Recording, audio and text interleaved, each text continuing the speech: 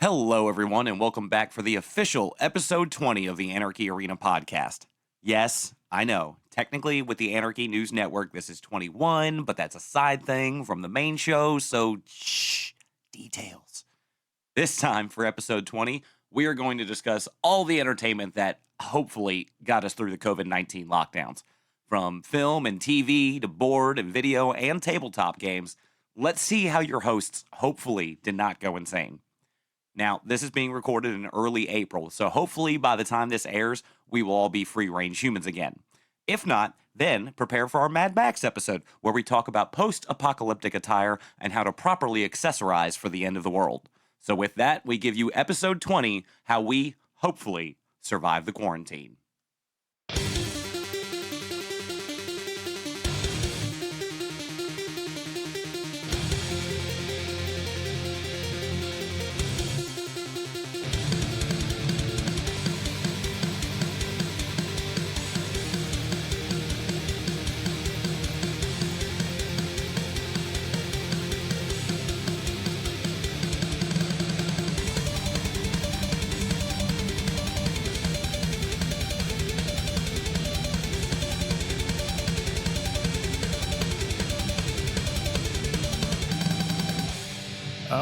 Welcome back to the Anarchy Arena Podcast. I'm John the Joker, hanging out with my friends, the Metal Barrett, and of course the Extreme Master, aka Billy. We're gonna be We're gonna be talking about what everyone's been kind of talking about, but I think it's the thing nobody's been talking about, which is what to do when you're in lockdown, when you're in quarantine, self-quarantine, whatever it is. If you're at a stay-at-home state, you have to have something in order to pass the fucking time. Otherwise, you're going to go crazy. Or kill people. Or kill both. People. Or both. I mean, usually happens with both. So we're recording this into the first week of April. So where we all are in separate states right now is all on lockdown. So theoretically, when this comes out, we won't be. But of course, we can't read into the future yet. So we don't know that. So hopefully we'll all be done and, we'll be able to shave and get haircuts again. And oh, wait, we're supposed to do that? Dude, I need a haircut so fucking bad. I need a haircut. I hate not it. Even fucking funny. I hate. Man, I gotta shave, dude. I've been lazy as fuck. I got this nasty beard going. Man, I'll tell you what. I've been shaving down the cheeks and I've been shaving the neck, but the actual beard part, I'm just like, nah, man, let that shit ride. Yeah, I look like Grizzly Adams right now. So peak Billy, got it. Yep.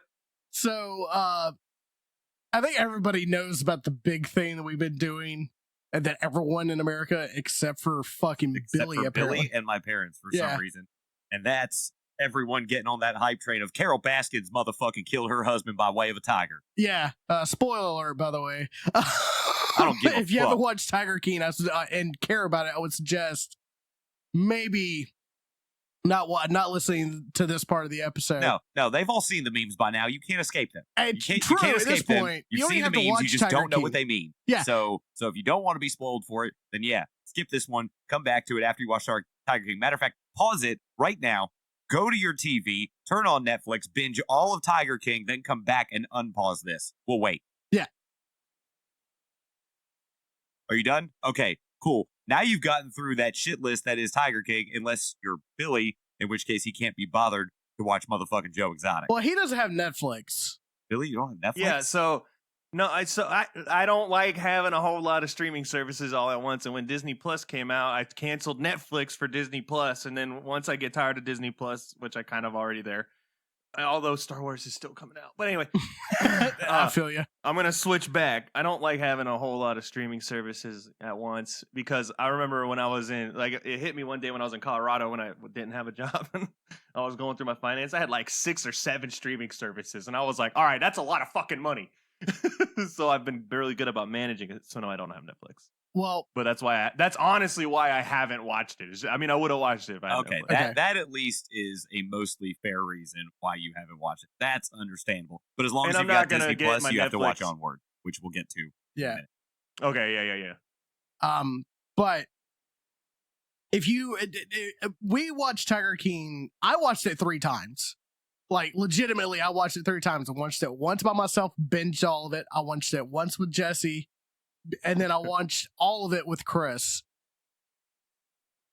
It is the quintessential "what the fuck are you doing with your life" documentary. Basically, yeah. If you've ever felt a need to feel better about your life, your circumstances, and some of the dumbass shit you've done, do me a favor. Watch Tiger King. You No, won't need those meds no. anymore. Here's the fucked up thing. I watched it. I was feeling worse because I was like, "How the fuck does Joe Exotic live this awesome of a life?" You call that an awesome life? Yes, I fucking do. He has over 100 of tigers. He gets to do all the drugs that he wants. Now I wouldn't do nearly the same amount of shit that Joe does, but that kind of clarifies. That's not the point. That's not the fucking point. All right. And he gets to live his life the way he wants to live it, at least at the time of the documentary. Now, not so much because he's in prison. Right. No. So Billy, since you haven't seen it, here's the basic breakdown. You have Joe Exotic with an actual last name that I can't pronounce and honestly can't even remember at the moment. It's I'm not not even important. going to try to say that. Yeah. So he's got a tiger sanctuary in the middle of fucking Oklahoma. Yeah, right? it was Oklahoma. In the middle of fucking Oklahoma. Of all fucking places. I know who Joe Exotic is. Okay.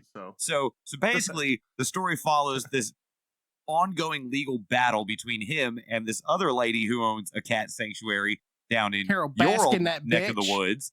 She is the female embodiment of Florida Man. And she keeps fighting Joe, and he keeps fighting back, and he's got boyfriends, and she's might or might not. She totally did. Might or might not have killed her husband by way of a tiger. Allegedly. That way we can cover our ass and don't get sued. How about that? She allegedly killed her husband. I say with a grain of salt. Well, let's just put it this way. There's a point later in the documentary where Joe gets attacked by a liger. And she's like, "Oh, well, see, if I was going to do that, I wouldn't put like the perfume on him. I would put sardine oil on him." And we're both sitting there watching it going, that's oddly specific for someone who's never used a tiger to attack somebody. That's the fucking preamble to her fucking book of how I would have done it if I did it. All right? Like, I can't imagine what her life has got to be since that's come out. It has got to be a living hell. Not undeservedly, but it's got to be a living hell. And it's weird. Okay, so usually with these documentaries, there's someone that comes out and you're like, okay, that one of the main characters, I like that person. That person's a good person. All these other fuckers took advantage of them, right? Yeah. None of that in this. Yeah, no. No main character, no person that takes the air long enough. You go, man, they're good people. With one caveat, the TV producer, the reality TV producer. You talking about Kirkman? Yeah, I felt bad for him. I don't. Fuck that guy. You don't know. Okay, so he actually did another documentary that was released on HBO that dealt with his life going through addiction. He would beat his wife. He would beat his kids. Oh, I didn't know all that. Yeah, he's a real piece of shit too. Never mind. I don't feel bad for him anymore. Exactly. The only person I liked out of that whole thing was the one-armed trainer.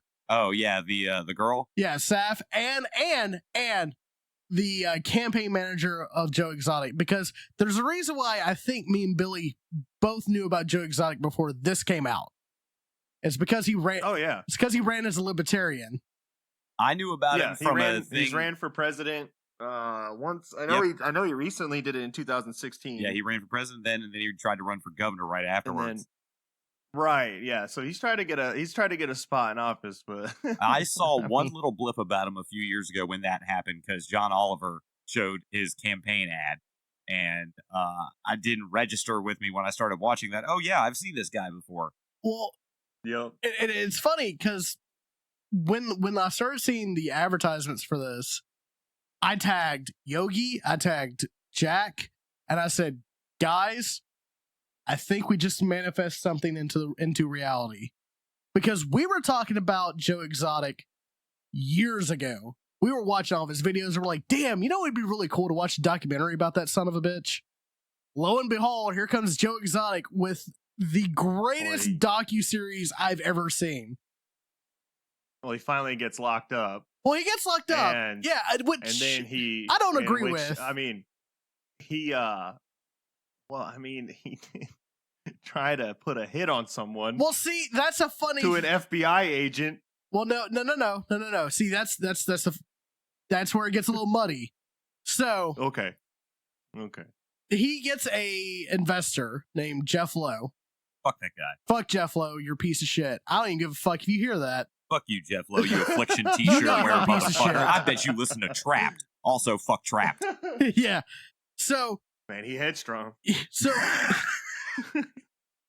anyways, so Jeff comes in, right? And he brings his crew.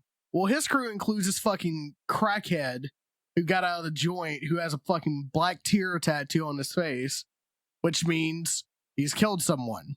At least that's what it's supposed to mean. At least that's what it's supposed to be. Yes. Yeah. So all these posers in the world, you never know these days. Exactly. That's the reason why I said it's what it's supposed to mean. Then so Joe was talking about, I would kill that Carol Baskin bitch. I would just want to murder her right now. If she was here right in front of me, I'd shoot her right in the fucking face. And then somebody was like, well, I'll do it for you for $3,000, which I'm not speaking from experience when I say this. I just know this for some reason. Usually with hits, it's about $50K in order for it to be, like, if it's in the same state. If they have to travel, it's about $150K. Yeah, so he was seriously lowballed there. Right. Jeff Lowe set his ass up. There is no fucking way around it. Jeff Lowe set his ass up because it was Jeff Lowe's guy that Joe apparently hired. Joe hired him for $3,000, and the guy never even went to fucking Florida. No, he fucking went on a drug binge and then escapes to North Carolina to go cool off for a while. Right. Then there's an interview in a bathtub. And where he's in his fucking shorts. Like, there's a point in this series where you just don't give a shit about the crazy that's happening in front of your eyes. Like, there's this guy that has both of his legs missing and has, like, some fucking ICP clown, like, prosthetic legs. And he's driving around a slingshot with a skeleton in the fucking passenger seat. And you don't say a fucking word. You don't even notice it. By this point, it's completely and totally normal. Right. And so I don't think Joe actually tried to do murder for hire. I think he was set up. Now the other shit, 100%. He deserves it. Joe Exotic is a piece of shit. I just don't think he's that much of a piece of shit. You know what I'm saying? I don't think he's smart enough to be that piece No, of he's shit. not. In a weird twist of events, my phone buzzes a second ago, and I go to check, and I get a notification from Yahoo News. This is a weird life imitating art thing. A 4-year-old tiger just tested positive for coronavirus while we're talking about tigers and what we did during the coronavirus pandemic. That's just weird life imitating art. It's like that tiger knew we were talking about tigers. It's Carol Baskin, that bitch. She's the one that gave him corona. Infected that tiger. Goddamn right. That's how he talks the entire fucking time. So yes. So because Chris was like, is this guy from fucking Florida? I was like, no, he ain't even from fucking Louisiana. That's Oklahoma. Yeah. Weird. But like, I get it. There's rednecks everywhere. I understand this. I didn't believe this until I took a trip to Pennsylvania one time and found live bait in a vending machine. That's a thing. But there are rednecks everywhere. It's just when you hear Oklahoma, you don't necessarily think redneck, you think plains folk and whatnot. And then you see this guy and you're like, oh no. Hey, Oklahoma shares the fucking border with Texas, man.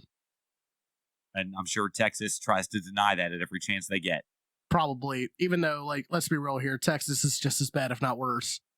But the one of the funnier things I've seen pop up online, and a lot of people ask, like, how the fuck did Joe Exotic get 3 husbands, and I can't even get one guy to call me back? And I'm like, you can get a whole lot of whatever you want if you got enough drugs and tigers. Yes.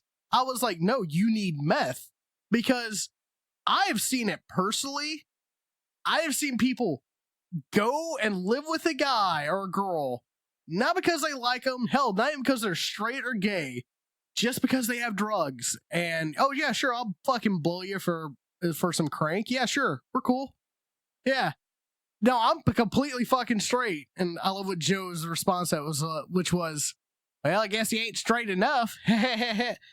And I'm like, yeah, seriously. he pulled out the 20-year-old Jeff Foxworthy joke to explain it. Yeah, like he's like, I just like straight guys. I don't know what to say about it. And I'm sitting there and I'm like, I know fuckers like this.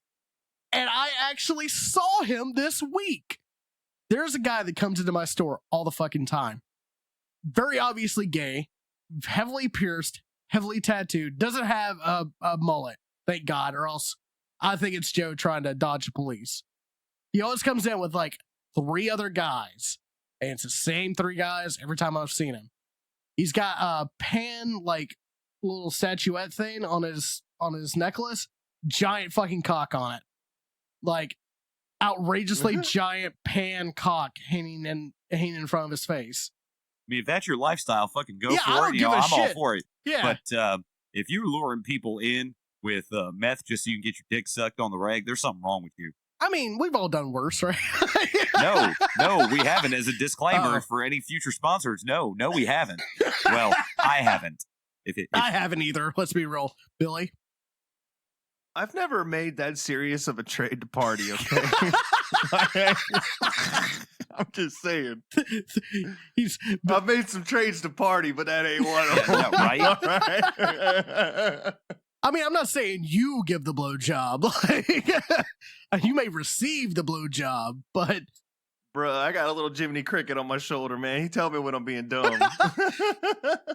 well, it's fucking wild. It's been really weird that the entire world / the entire country, the entire internet has embraced this documentary series on Netflix. Never happened before, in my opinion. Literally the #1 trending thing in the world for like 4 straight weeks was Yeah. fucking Joe Exotic. And then Netflix I went and did an think- interview with him like 2 or 3 days ago in prison. Yep, And the did. one thing he said was, "Man, I wish I was out of prison so I could enjoy this fame shit." Oh shit! If he gets out, oh hell, I want the Joe Exotic We got reality 22 show. years, we'll see. Well, he's right They're now. still he's- going through the legal shit, so he could They're still still- theoretically get out of he- it.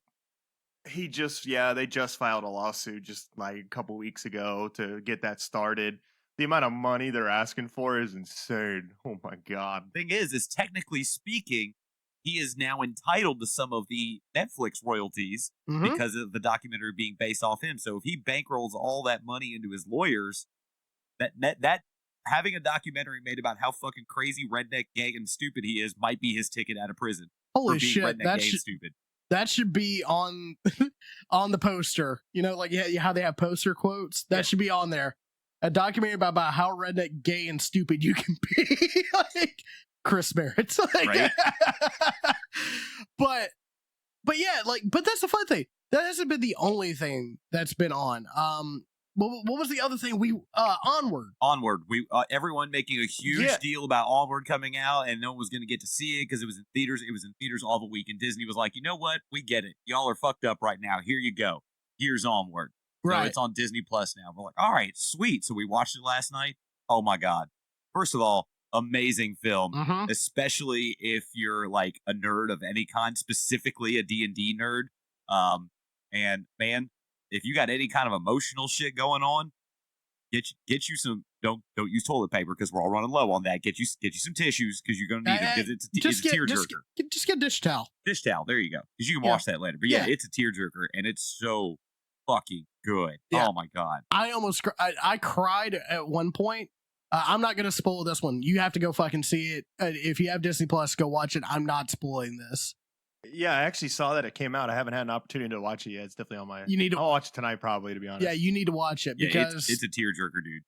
Because there's a point. Damn it, dude! I'm gonna have to curl up in my blanket and get my box of tissues. Yep. Yep, you sure are. Like, it's worth it God, though. I hate those movies, but I love them and I hate them.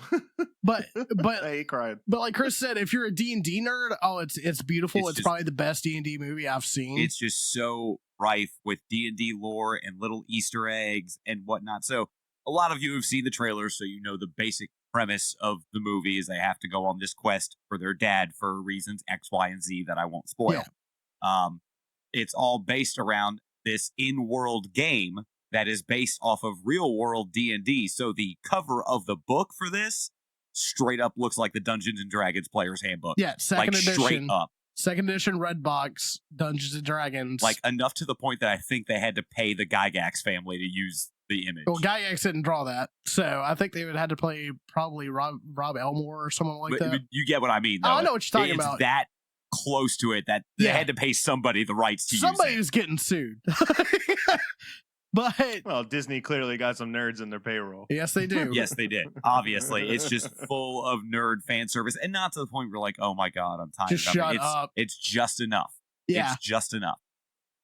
It was beautiful. I thoroughly loved it. Yeah, it's a great movie to watch right now because it kind of it allows you to go on an epic quest outside of your house without having to go outside. That's how I felt while watching it. Yeah. I was like, holy shit, I I'm can see going on an that. epic fucking quest. This is the most epic road trip. I can't leave my house, but I can have fun with watching this film, imagining being in that world. Also, I got a text today from one of our listeners, Oh, Little Ray Gunshine, if you will. okay. Oh, okay. She said, "Why does the dad in Onward look like Chris?" I saw that. She Snapchatted it to me. Yes, I was like, If I wore glasses, I could see it. yeah, no, I was because that was the first thing I thought. I was like, shit, that guy looks like Chris. Like, I'm not calling you dad anytime soon. Sorry, Chris. Please don't. Please don't. But another cool thing that's been happening lately is the Doom Eternal world and the Animal Crossing world coming together. Two games that should never ever get along. Both communities absolutely love each other. Dude, I really don't understand this Animal Crossing craze. That shit is so boring. Well, think about it right now. Oh my god. But think about it right now. You have nothing to fucking do, so you can actually pretend. So you can just pretend. look at a dude that with a chat bubble constantly. Oh my god. Well, that's you though. You don't like any game you ever play ever. That's true. That's true. Like, Billy how is many definitely one of times those. have you Oh been my playing god, a I'm gonna game love this and game. I I'm gonna hate- get it. I'm gonna get it. I'm gonna get it. And then Yeah. a week and a half later, fuck this game, man. Yeah, fuck this game. I hate this game. I hate every game. You hate. I hate all of you. You know I'm right. Stop though. hating us for being right. You know I'm right because the problem is that you just don't understand. Relax, calm. Don't get angry. Don't get competitive. Nope, gotta get competitive. If there's a competitive edge to it, I don't give a fuck about this game. You can make That's why I stay away from those games. you can make anything competitive. Right now is the time for any of you old school, like our generation Pokemon nerds. If you guys want to run a Nuzlocke, now's the time. There's the challenge for yourself while you're on quarantine. Run a Nuzlocke. True. All right, yeah, that's That game is a massive time sink yes. that you can spend literally 100 hours in and still not beat it if you want to be a completionist and do it as a Nuzlocke to give yourself an extra challenge. I personally have been playing a couple of older games. I installed Smite, Dota. What was another one I installed? I'm trying to think right now. I see you playing Smite, Yeah, Dota, and Madden. Yeah, like Yeah, me and Jason fired up Dota for the first time. We just did a bot match. We didn't go online. We weren't trying to hate ourselves. yeah, no, But we had fun. It was fun playing the bot match. It's it's playing a MOBA here and there, and then playing with you and Jason and all that with Smite. It's fun. I mean, I don't know about. obviously it drives me fucking nuts, but Well, yeah, because I love you, Billy, and this has been my problem with playing any multiplayer game with you. You are really good. Yes, you're really good. But when it comes, no, not at those. I'm not. but when it comes to a team game, you need to hold your ass back when no one else is around you. Well, that's why I'm not good at MOBAs. Yeah. I've never been really good at MOBAs. Yeah, so you just that's rush. never been my genre. Yeah, well, especially in Smite. Smite's always been weak for me. Gosh. The Metal Barrett is not allowed to play MOBAs because he's trash. I It's tried to okay. teach you, I'm man. trash. I've learned the controls. I've learned to play the game. I understand how the game works. I am still trash. I am not good at competitive games. I never have been. See, you're the opposite of Billy. Yes. You don't take anything serious. You don't think about tactics and strategy. Usually, which is ironic because when I'm playing RPGs, I do. Right. Because you don't have to think about anyone else like any other person's tactics. Right. It's my tactics Right. that go out there on the RPG battlefield and Right. whatnot.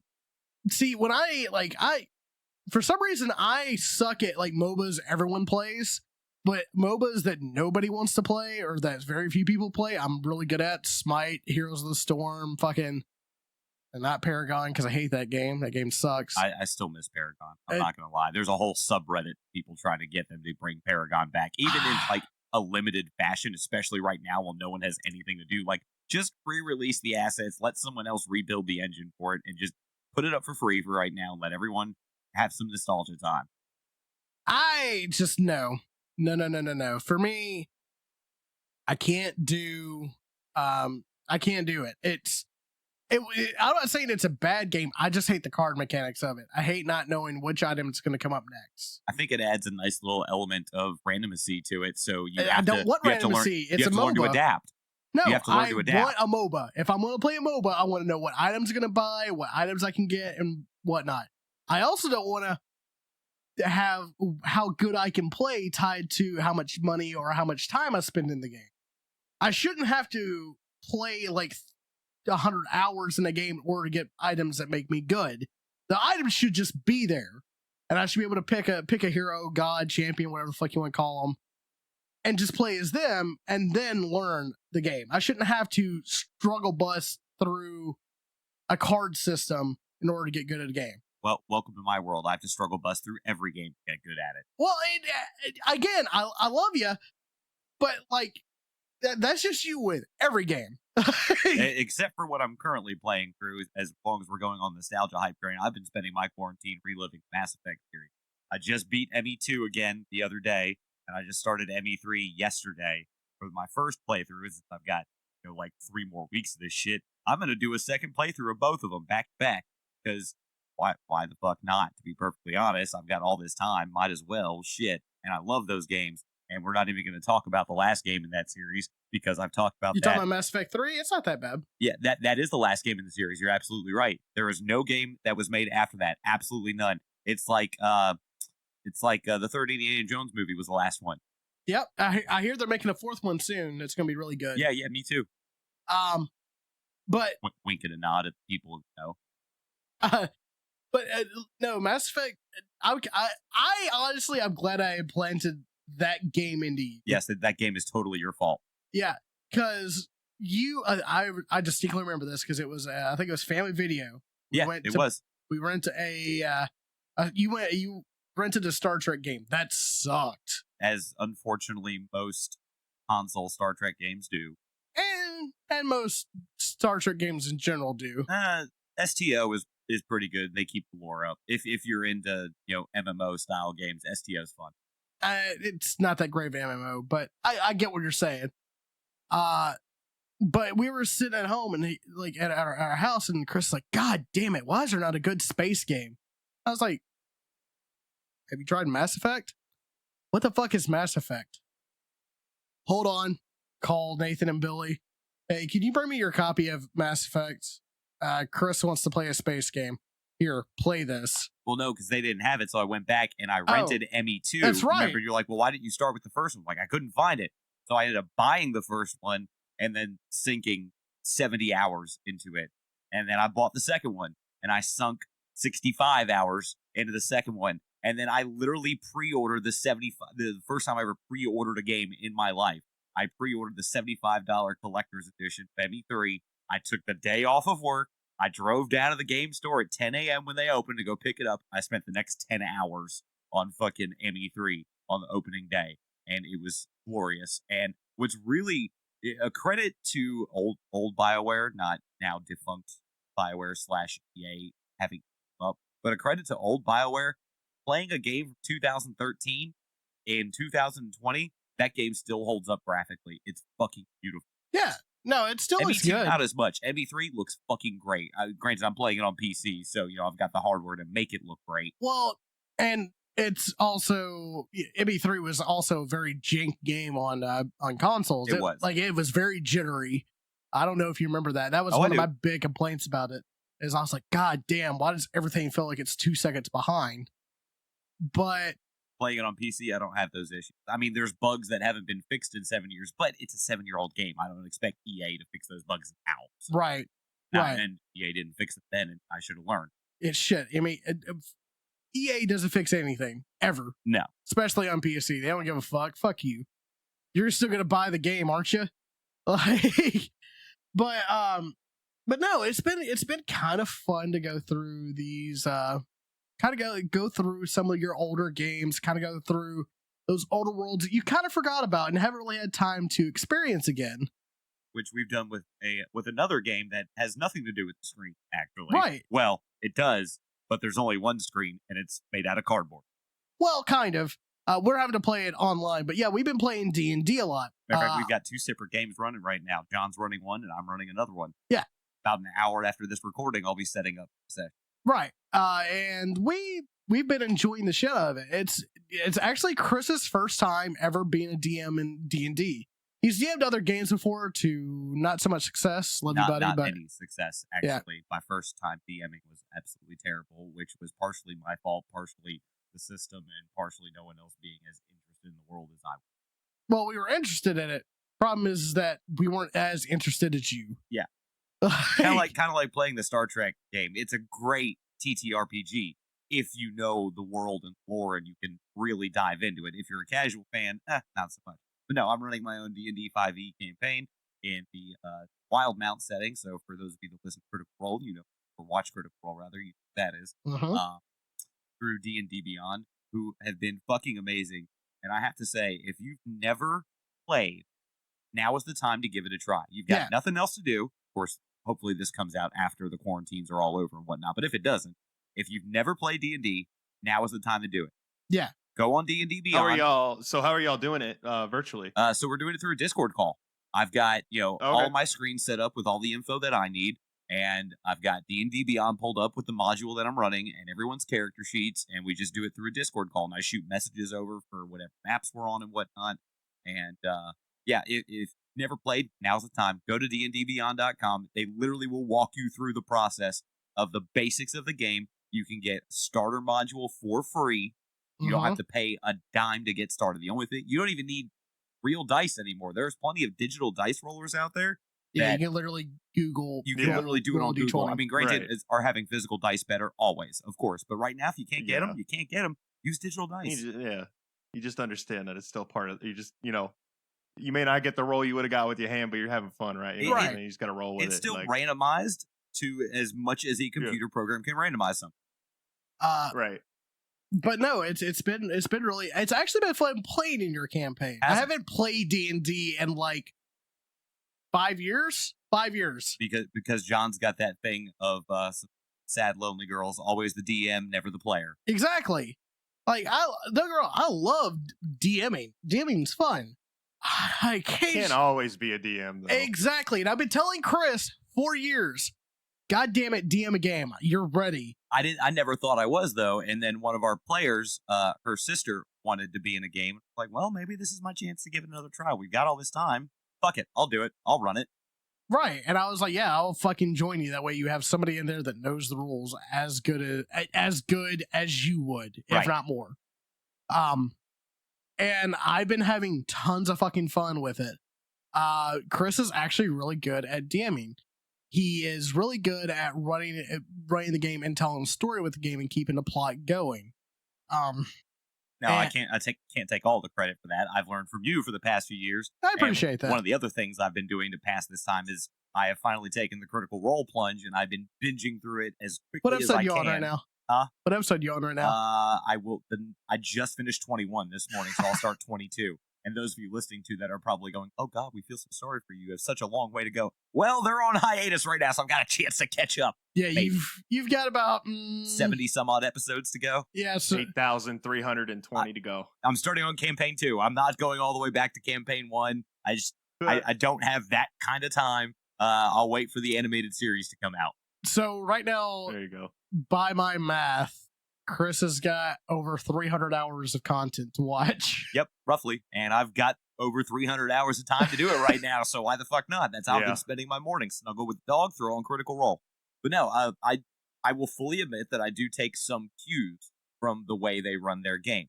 But, and those of you listening are going to go, oh God, no, he doesn't. No, I purposely make sure that I do not fall victim to what's known as the Mercer effect. I am not Matt Mercer. I will never be Matt Mercer. It's my game, and I will run it my way. Do I take some ideas and some elements and some, oh, that's an interesting way to say that, or oh, that's a cool idea? Yes. But am I running it exactly like him or PO'd when my players don't play exactly like they do? No. I'm not him, and they're not them. That's a beautiful fucking thing. I'm glad you've learned that lesson, because you did not know that lesson the first time you ever ran a game. No, I did not. You were What do most people at DM try to imitate Matt Mercer A lot or of something? a lot of first timers will, or they'll imitate the one DM they've ever had. So I imitated the fuck out of John. Yeah, which I'm cool with. It doesn't bother me at all. But yeah, everyone expects their D&D games to be Critical Role. No, Critical Role, yeah. no, never. Well, never. That's a high tier there. Exactly. It is. Those people, literally, if there was a professional league, they are the professional league. They get paid to do it. But if there was a professional status, that's a professional. That's like watching NFL football, right? And then going out in the backyard and expecting to play like those guys. Exactly. No, that is never gonna happen. I'm sorry. I love you. I don't even think I could do that. And even as a player, I don't think I could ever play like a Liam O'Brien or a Sam Riegel or anyone like that. I just that's not in me, because I'm not a professional fucking voice actor. Right, which has a lot to do with it. Those guys spend a lot of time doing that, so they're able to dive into characters a little bit better than the average layman can. Right. And that's to be expected. D&D is all about having your fun and about your group having fun. It's not about doing it the right way or the proper way. It's not about playing exactly according to the rules. It's not even about having the best storytelling, because even some of the best D&D stories have nothing to do with the great grand story that's happening over the world. It's usually some dumb shit that happens in a tavern that you don't really want to talk about. But yeah, no, D&D, like I said this in a tweet recently. I said, dude, people are gonna find out that D&D and RPGs and stuff like that are way cheaper, a lot more fun than they thought they were. I mean, we've introduced a couple people to it the past week. Yeah, like, oh man, I realized just how much fun this really is, and I understand that stigma that the game has. If you look at it from the outside without knowing the experience of it, from the outside, it's like watching golf. Yeah, from the outside, it looks kind of boring. Yeah, it's case in fucking point. So literally, the first session that Chris runs, we have a combat, and the combat takes an hour. And Chris was like, I can't believe that it took y'all an hour to do combat. I was like, dude, it takes y'all like an hour to do combat. There's 3 of you. Yeah, no, combat takes forever. There's the joke, the pure D&D joke of where an hour in real time equals 30 seconds of combat, but an hour of walking equates to about 30 seconds. Right. Billy, because out of all the times John's ever DM'd, have you played? There was only one time I was actually like getting into it and I was building a character, but I never actually got to play. I have been in the room with John while they were playing. I wasn't a part of it. But no, I've never actually played. John's really wanted me to. That's definitely been something on John's to get Billy to do list for about a decade. But no, I never actually sat down. I was really hyped for the Star Wars one we were working out, but that one fell through. That was the one that I was really hyped for. They had the Star Wars one. Scott was around still at the time and everything for that, and Scott was going to be a part of it, and it was going to be really fucking cool. But then that one fell through, and then I never really got a chance to get back into it too much. Well, and that, I don't know if we'll ever hear this, but that's mostly on Scott. Scott had that problem a lot. Scott had a organizational problem. Which is ironic for him. Is it though? You've lived in his house. Does he keep shit up? I mean, but mentally, he's a very mentally organized person. Yes, mentally, he has everything planned. The problem is executing it. Yeah. And that's the one thing I've learned DMing is, and you hear the old adage, don't make a plan because your characters will fuck your plan in the ass without any lube with a fucking cactus. Yeah, unapologetically too. Unapologetically, they go, here you go, here's that fucking cactus for you. Yeah, that's funny. What did I tell you? It's totally true. What did I tell you? Do not plan on us going one single path. If you give us something stupid, like right now, Chris, like a brothel that I happened to mention offhand that wasn't on the map at all. And then what happens? Two of my characters decide to go and have fun at a brothel. First off, a known brothel, by the way. I do that. I could see that happening. First off, I was promised that. You were promised a brothel as a reward. Yes. And I was like, oh, we're done, right? Yeah, let's go to the brothel. But we don't have time for that. Yeah, we do. I'm playing a giant barbarian right now. Like, I'm playing a Goliath barbarian. I'm basically Grog. And I was like, no, we're going to a brothel tonight. It's happening. So as opposed to role-playing the entire scene, I just skipped ahead in time to when they come back to the inn and had them like drop little hints about what happened, but never actually really say what went on. So we can just keep referring to it back. Allegedly. Right. Allegedly. But yeah. Allegedly. It's a thing from that brothel scene. But yeah, no, D&D is a great thing for you to do right now because one, it allows you to be social, especially if you're doing it through Discord calls and stuff like that. It doesn't require Discord. You can do it through Skype. You can do it through Zoom. You can do it through whatever audio or video system you have available to you. John and I are doing it on our computers. The rest of our players are doing it from their phones, so you don't even need a computer to do it. Right. Shut up, bitch. I really hope that makes it into the recording. For those of you that didn't hear, my ALEXA unit, I say that for those of you that have one, is tied to the term computer? PC. Damn you. It's tied to the other word for PC, so she heard that a second ago. I really hope that made it into the recording. I don't think it did, though. That was great. But I didn't hear the thing, but I heard John. Okay. But no, it's and like Chris said, you don't need a PC or a gaming rig in order to play D&D. You could literally just have a phone and some dice.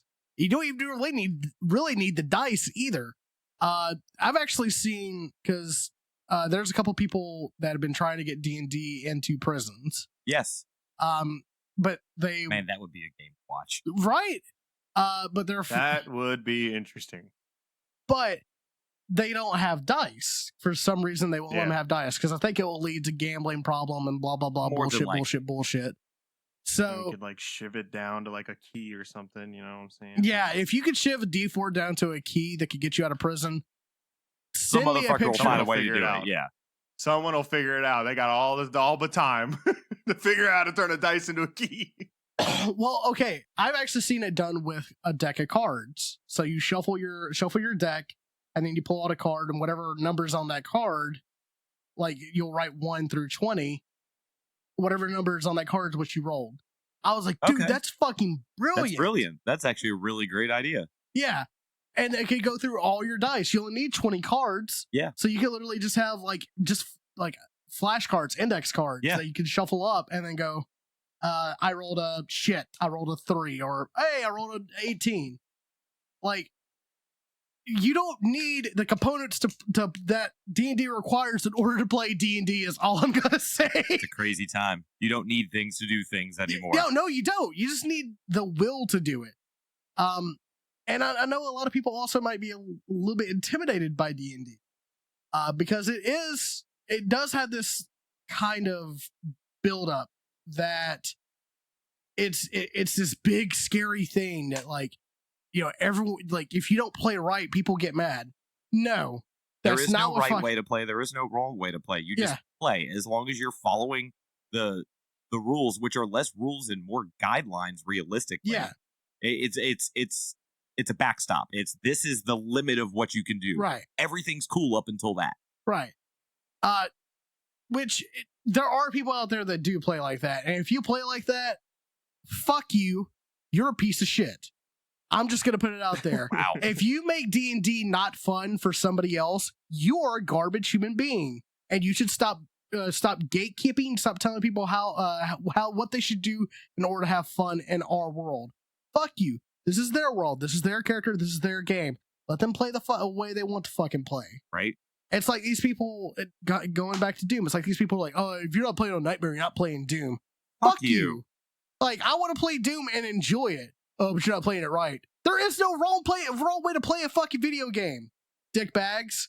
Just play it. Just play it. Dude, I hate that shit too. I get so tired of that. Yeah, like remember when we were streaming War Thunder and people were like, "You're not playing a realistic. What the fuck?" I'm like, "Who gives a fuck? It's a fucking game."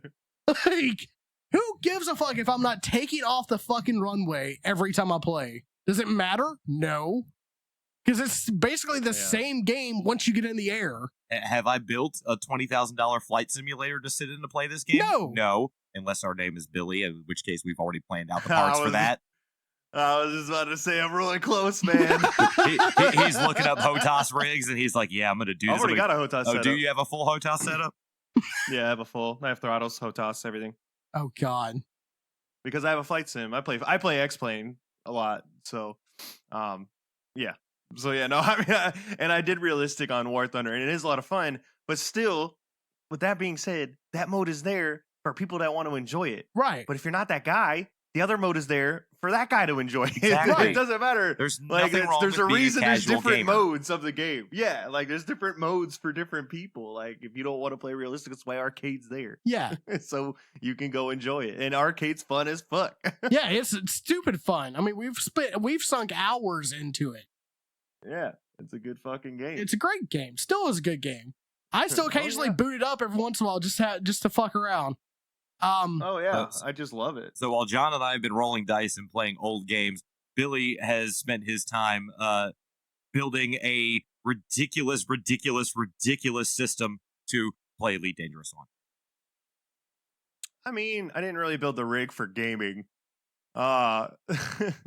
The rig I built was for more than just gaming. It will confirm that my gaming needs are met.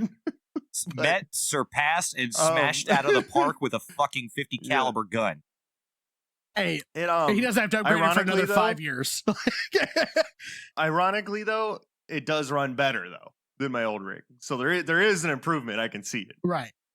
I can push like 240 frames now instead of 144 frames. Oh, I'm just kidding. Poor bastard. I know, God, it must be so hard when you have to go down to a 144 refresh rate. You're just like, I don't know, you know how to do this anymore. Yeah, might as well just. It ain't like that. Like, what are you running? A fucking N64 inside that bitch? Like, you're only getting 144 frames?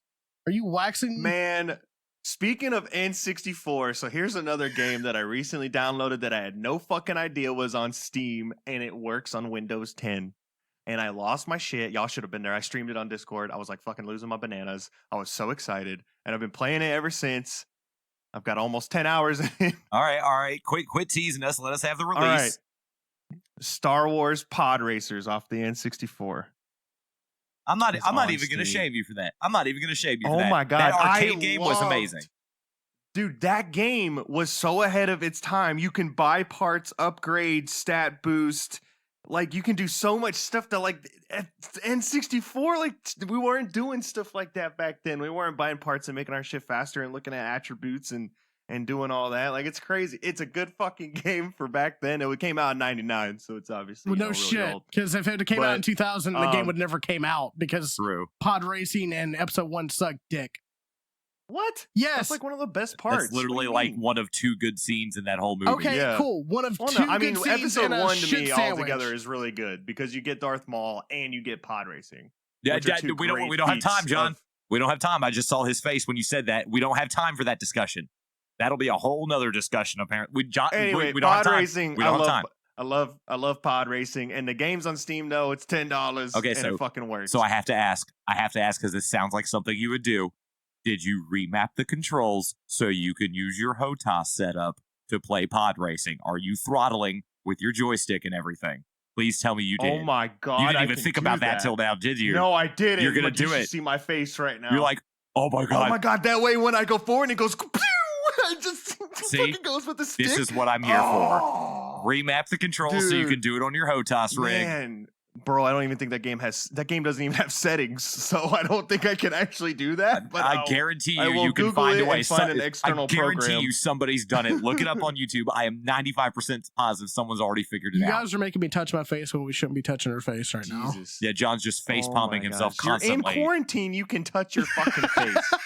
And at this point, if one of us has it, we live together and none of us have left the house except for Jesse to work and you to work on occasion. I've barely left the house. Shit. Oh, I did have to leave the house last week, though. Here's what I did on my first day of quarantine, Billy. Did you hear about this? I didn't get a chance to tell you about this.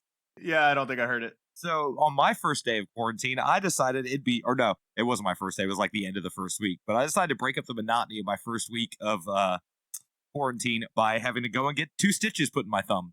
This stupid motherfucker. All right. Oh, wait, I did. John did mention this to me. Yeah. This Okay. stupid motherfucker. And I was a stupid motherfucker. Oh my god, I forgot. Yeah, okay. He's buying a wall This is mount funny. for his third monitor, right? Right, because it used to be on a shelf from the way the old desk Yeah. was set up, and my 2 other monitors were blocking a section of it. It was annoying the fuck out of me, so I said, screw it. $25, get a new wall mount, throw it up there, and I don't have to worry about it. Okay, so Billy, you're about to open a cardboard box. You have a knife. What do you do?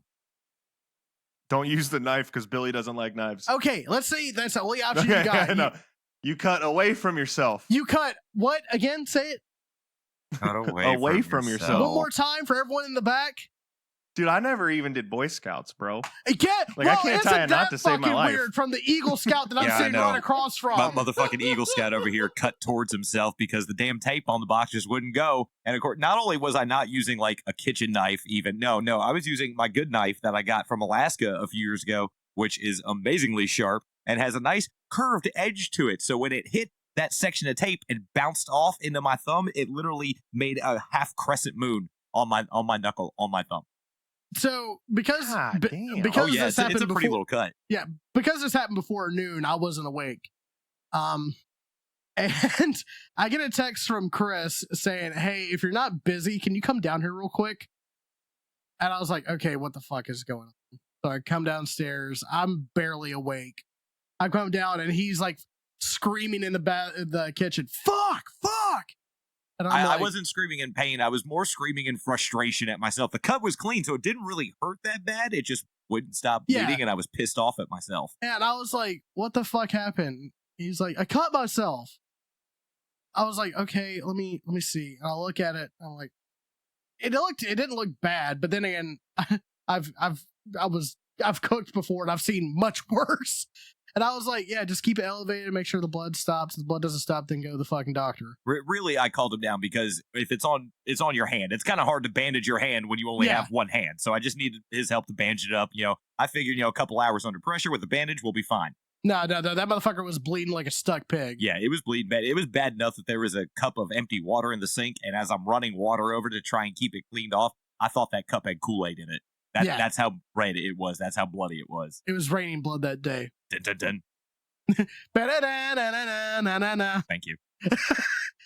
But yeah, no, fucking Chris cut himself literally the first week of quarantine. And I'm like, "Bro, we ain't even in this shit yet." Like, Right. I got 3 This more is- weeks of this, and now I got to go get my stitches taken out tomorrow. This is rookie shit. All right. We just, you gotta do Yeah, it. we're trying to stay away from medical causes. Right. And here I am having to go to the fucking Yep. urgent care to go get 2 stitches put in. But Jesus. anyways, all right, well, we're kind of getting into the last 5 minutes of the episode here. So is there anything else y'all want to talk about before we start signing off for the night? Any other like entertainment things that you guys been enjoying, or I will say this during this whole thing. There is one thing I'm a little guilty about, and it's that I haven't used these nice days that we've had to get out and, just be outside. Now, I did yesterday. I took the dog out for a little while, but I've been more of a recluse than normal, and I've just been sitting up here fucking gaming or looking shit up or watching Crit Roll. Like, I have not taken advantage of these nice days, and I know it's going to bite me in the ass when I go back to work. Fuck you. I know it's going to bite me in the ass when we go back to work, and it's going to be like fucking rainy every goddamn day. I'm like, well, bullshit. yeah, of course it is. 'Cause Of that's course what's it is. well to see, and I understand not everyone can. Yeah, don't go out every day. No. Don't. Just don't. Like, for instance, like I said, I have to go get my stitches out Yeah. tomorrow. I'm going to go do that, get my shopping done for the week, and that way that's my dose of public for Right. at least 5 days. And then that's the other thing. I guess this is kind of our coronavirus 2 episode, but once we're all done with this shit, do yourself a favor, because I think everybody's recognized that I need people in my life in order to be happy. So let's all go out and do something. Go to a comedy club. Go to a fucking movie. Go to dinner. Do something with someone else. Maybe even a group of other fucking people. Find out what it's like to be social again.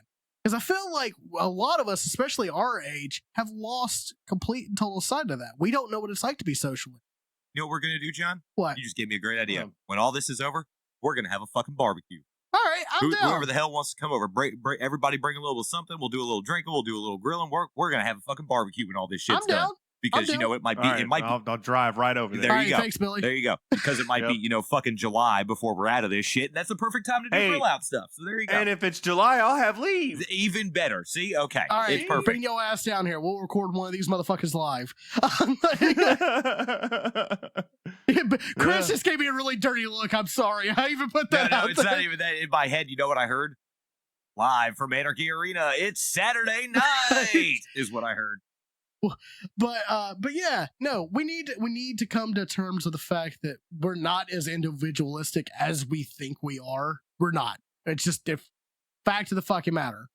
I'm doing okay right now, but I also have 2 people that live in my fucking house that could socialize. I with. can't even imagine, Billy, for you, because you live on your own. Like, is the isolation that much worse because you live on your own, or are you purposely making an effort, especially with getting on the computer, to talk to people like every day because you live on?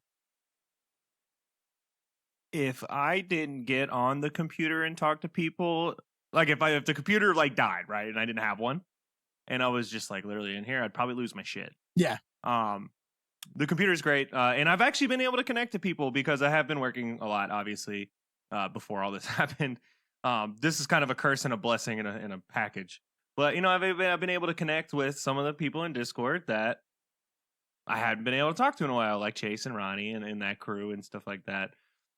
And a lot of that's because of time zones. I mean, they're 3 hours ahead of me, right? So it makes it very difficult. But no, it's been cool. I feel like I'm still being social, but you know, it is over the internet, and so I still have a connect to kind of get my social bug out. And I mean, there are times, especially if you've been in Chase's Discord. Love you, Chase, dude. If you listen to this, you my homie. But what you can only like 10 minutes in, you're like, all right, I got my dose for like a week. You know what I'm saying? Like, I feel that. I was about to say that felt like a Southern comment like that right there. Like you knew he was about to say some slightly fucked up shit. Mm-hmm. Yeah, like I love Chase. Bless his heart. Chase and Laura, I was really excited to talk to those two. It's usually the crew around them, but exactly. I love Chase too. I love Chase. It's been fun though. I love Chase too. I left his Discord for a reason. Like I want to talk to Chase and Laura. That's about it. Chase, Laura, Ronnie. Yep. Right. And Zach. That's about it. And Zach's good. Yeah, Zach's good shit. That's about it. Yeah. But you know, it's this time has allowed me to kind of reconnect with some of those people, and I'm starting to play a game that I haven't been playing that I love truly, which I know you guys don't understand. Chris kind of does. He played it a lot, but I get it. No. I haven't been able to play Elite because I don't have the time. You know what I'm saying? Like it's one of those games. It's like playing WoW. Like if you only have an hour a night to play a game, you ain't playing WoW. You ain't playing like those games because you can't do anything. You can't get anywhere. Right. You have to play at least a couple hours to get anything done, and it's allowed me to get back to my roots of like with some of the games that I really enjoy and play with some of my buds. We've been having a lot of fun. So it's a curse and a blessing. But yeah, if I didn't have the computer though, the synopsis is I'd probably lose my shit because before I've always had a house. Now I'm in an apartment. The apartment makes it a little brutal. Yeah, I get that. It's, but I mean, I'm okay. I've been doing good. I'm happy. Like I'm doing things, and I've got plenty of food. And I mean, I've been kicking it. It's been great. I haven't ate fast food in like a month. Holy shit! Because I've been cooking. So holy shit! Yeah. Billy? The coronavirus fucking made it to where I couldn't eat. I can't eat fast food. I don't want to go out. Gas prices are lower. Air pollution's being cleaned up, and Billy learned to cook. We just found the reason for the coronavirus. Hey, wait. Whoa. Billy did not learn to cook. Billy learned how to. Billy learned to eat food with inside the house. Billy learned how to warm shit up in the oven. Yes. Oh, Christ. All right. Well, man, this has been real fun. We need to do this again relatively soon. I mean, shit, it's the podcast. We do it relatively soon. You guys are going to hear it in a week. So, this is the official episode 20. Granted, it already would would have been 20 episodes with the first edition of the Anarchy Arena News, where we made fun of the news talking about all the coronavirus crap. Of course, that was before shit really hit the fan. And no. We called that shit before it got bad. We did, but before it really, like, everyone started realizing it. So that there's a funny juxtaposition. Go listen to that and then listen to this one. Yeah. And then listen to one like 3 weeks after this and see if things changed. Because do we sound more desperate? Right, because this will be out. Hopefully, we'll all be done with quarantines by the time this is out, but we don't know. It's kind of up in the air, but hey, just love each other. Just love each other. That's all we need to fucking do. Fuck this hate bullshit. Fuck this racist bullshit. No, fuck that. Love each other. That's what we need in this world. Not more fucking money or anything like that. We need more love. We need more togetherness. We need more community. So if you're going to take away anything from this, it's love each other, watch Tiger King, Hell watch yeah. Onward, and play D&D. And Carol Baskin did that shit. And with that, I've been Chris the Metal Barrett. I'm John the Joker. I'm the Extreme Master. Hey, he did it again. We always do it. He did Always do it. He's always second. I He's know. always Do it again. second. No, We're do gonna it again. No, I'm leaving this in, No, too. do it again. I'm Chris the Do it Metal again. Barrett. And I'm the Extreme Master. And I've been a ham sandwich. Yes, he has. He has been a fucking ham sandwich. And that's how we're signing off this episode. Y'all have a good night, and we'll be back next week with another edition of the Anarchy Arena Podcast. And there you have it, guys. Episode 20 of the Anarchy Arena Podcast, brought to you by myself, the Metal Barrett, the Extreme Master, who always goes in the middle, and a ham sandwich, otherwise known as John the Joker. This was an exceptionally fun one for us to record. We had a really good time doing this. Our schedules had kind of gotten mismatched with everything going on, so it was good for all three of us to get back in and do a session together. Hopefully, this comes out by the time all the lockdowns are done. Either way, the Anarchy Arena Podcast would like to send a shout out to all of the essential workers out there that got us through or potentially are still getting us through this tough time. We could not do this without you, and if you get the chance, everybody, please thank someone who was or potentially currently is an essential worker. And we will see you next time on the Anarchy Arena Podcast.